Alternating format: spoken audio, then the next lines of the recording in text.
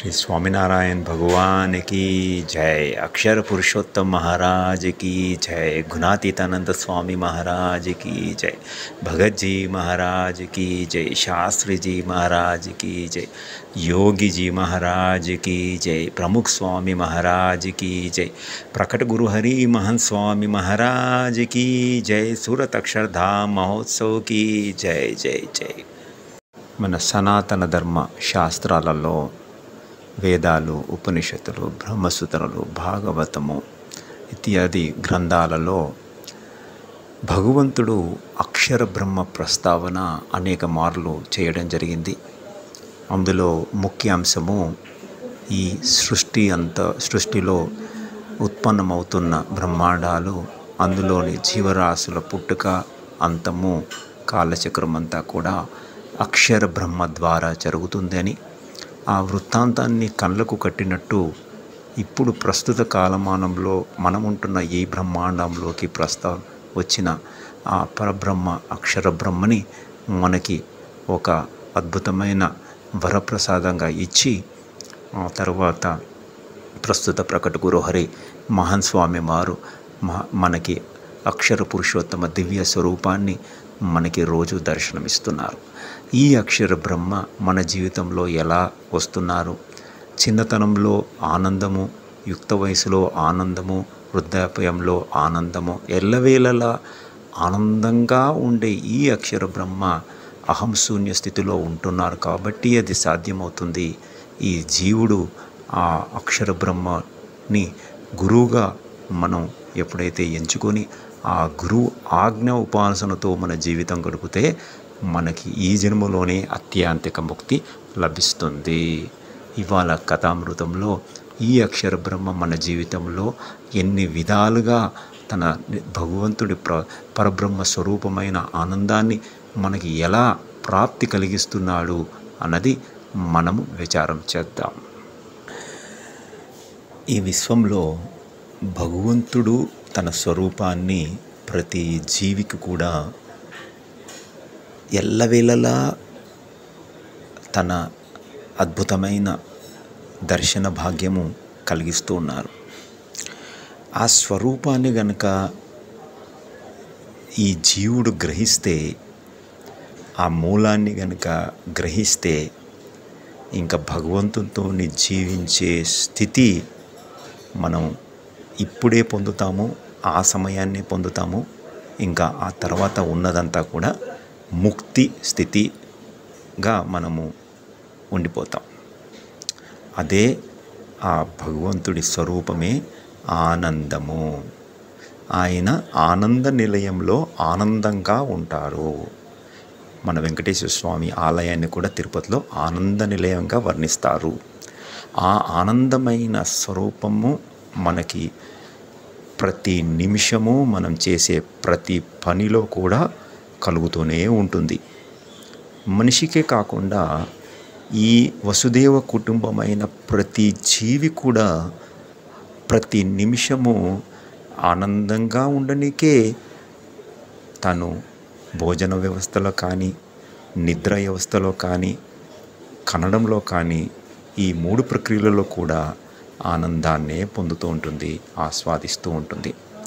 కానీ ఆ ఆనందము ఆ భగవంతుడి స్వరూపము అని తెలుసుకోలేక 83,99,999 శరీరాలు మారిన తరువాత ఆ స్వరూపము భగవంతుని స్వరూపము అని తెలుసుకునే ఏకైక శరీరము మానవ శరీరం.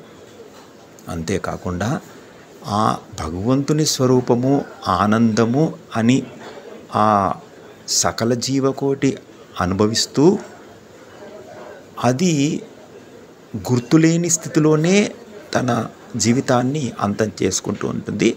ఇంకా ఒక పాయింట్, ముఖ్యమైన అంశం ఏంటంటే, ఆ జీవరాశులు తన పక్కనున్న జీవరాశిలోని ఆనందము కలుగుతుంది, ఆనందంగా ఉంది అని గ్రహించలేకపోతుంది.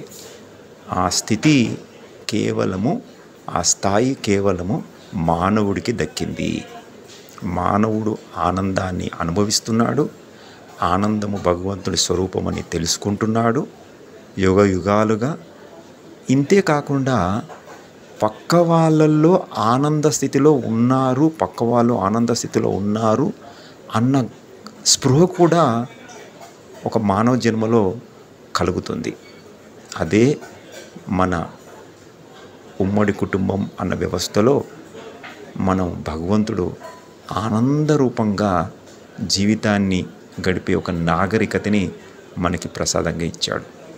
ఇప్పుడు మనం దానికి ఒక వ్యసనబద్ధులయ్యి ఆ వ్యసనంలో మనం దుఃఖాన్ని కోరి తెచ్చుకుంటున్నాం తప్పితే ఆనందమే భగవంతుని స్వరూపమని తెలుసుకున్న ఆ ముక్తుడు ఇంకా తన శేష జీవితాన్ని ఈ మానవ జన్మలోనే మళ్ళీ ఇంకొక పునర్జన్మలోకి వెళ్ళకుండా అత్యాంతిక ముక్తిగా ఆ భగవంతుని నిలయమైన ఆనంద నిలయంలోనే ఉండిపోతున్నారు.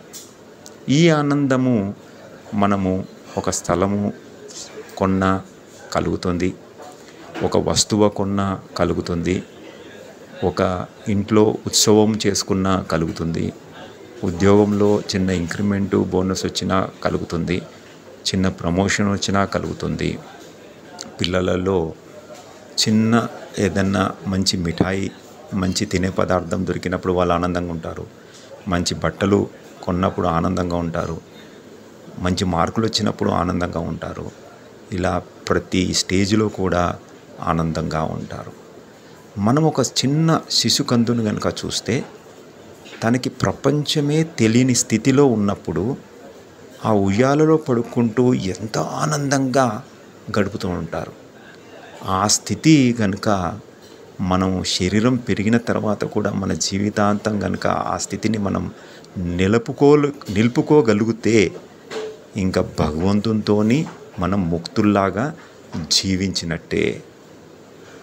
అంతేకాకుండా భగవంతుడు త్రిమూర్తులను సృష్టించి ఈ జీవుడికి ఆనంద స్థితిని నిలుపుకునే సమయాన్ని శంకరుడికి అప్పగించి విష్ణుమూర్తికి ఈ జీవుడికి ఒక అద్భుతమైన కార్యాన్ని అప్పచెప్పమని ఆనందాన్ని నెలకొల్పే బాధ్యతనిచ్చి బ్రహ్మదేవుడికి ఈ జీవుడికి కావలసిన శరీరము అప్పచెప్పి ఆనంద స్థితిలో ఉంచే మార్గాన్ని ఈ త్రిమూర్తులని బ్రహ్మాండంలో ఉంచి ఆ బ్రహ్మాండానికి అధిపతుల్లాగా ఉంచి ఈ జీవుడికి సమయంలో అన్ని వేళల్లో అన్ని కార్యక్రమాలలో అన్ని శరీరాల్లో కూడా నా స్వరూపమైన ఆనందము ఆ పరబ్రహ్మ స్వరూపమైన ఆనందము కలుగజేసే విధంగా ఎంతో అద్భుతంగా కార్యరచన బ్రహ్మాండాలని చేయడం జరుగుతుంది.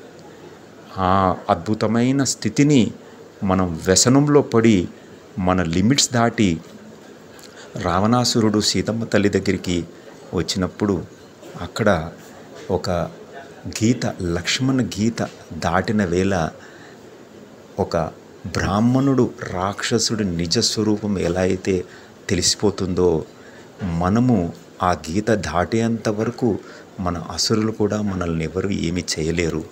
కానీ మన గీత దాటామా, అత్యాశ అన్న గీత దాటామా, వాళ్ళ అసురుల నిజస్వరూపము తెలిసి మనం మన జీవులని ఒక వ్యసనంలో పారేసి ఆ వ్యసనానికి ఒక బానిస అయిన జీవితాన్ని మనం కలుగజేస్తున్నారు.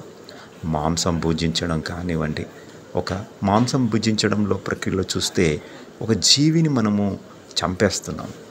దానివల్ల ఏమవుతుంది, దాని బాధలో అది మనల్ని ఎంతో శపిస్తుంది. ఆ శాపమే మనకి ఆరోగ్యరీత్యా ప్రాబ్లమ్స్ వస్తున్నాయి, ఆర్థిక రూపంలో ప్రాబ్లమ్స్ వస్తున్నాయి, పిల్లలు సరిగ్గా ఎదగపోవడానికి ప్రాబ్లమ్స్ వస్తున్నాయి, మానసికంగా ప్రాబ్లమ్స్ వస్తున్నాయి, కుటుంబ కలహాలు కూడా రావడం జరుగుతుంది.